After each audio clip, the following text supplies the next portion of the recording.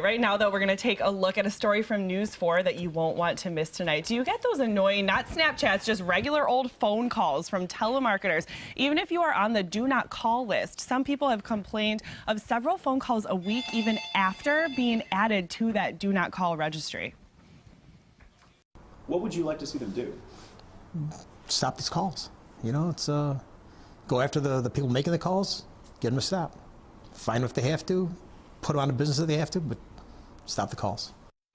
Simple as that. Phone call frustration is going to be tonight on News 4 at 6. Here with a preview on the couch now is News 4's Jordan Williams. And it seems so simple, Jordan. You add your name to a do not call registry. How do these people still call you?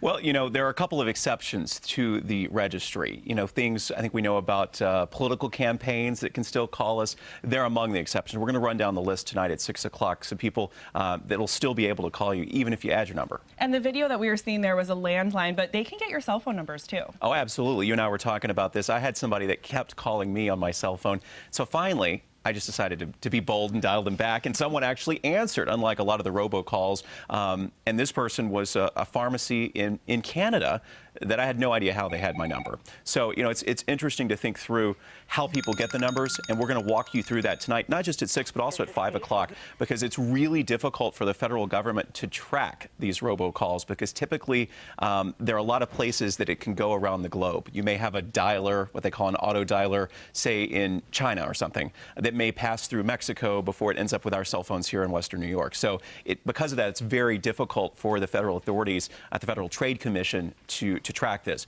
I talked with them, some of the experts in Washington. They have a big group of lawyers, but I think you're going to be shocked when you see tonight, we got the numbers on how many people complain. A ton of us complain, right? You would imagine we all get these calls. But also, people might not bother to complain. It probably affects a lot more people than bother to complain to the federal authorities. Is this really high on their priority list? Is this something they're working on? It would certainly appear to be, right? There are dozens of lawyers who spend most of their time at the Federal Trade Commission working on tracking, you know, do not call list violations, robocall violations, telemarketer problems. Okay, and you're going to let people know what they can do if they're being harassed by one of these companies or some of these people? Absolutely. Complaining is key, I'll tell you that. Complaining is a huge deal. And you know, like you and I were just talking, a lot of us may think, I'm not going to go to bother to contact the Federal Trade Commission. I just will ignore the call and will go on with my day. Right. But, you know, they would really like to hear from us. Okay, Jordan Williams will have his special report tonight on News 4 at 5 and 6. And sometimes complaining can be a good thing, huh? In this case, yes. All right, thanks so much. We'll have you back later for the top news headlines of the day.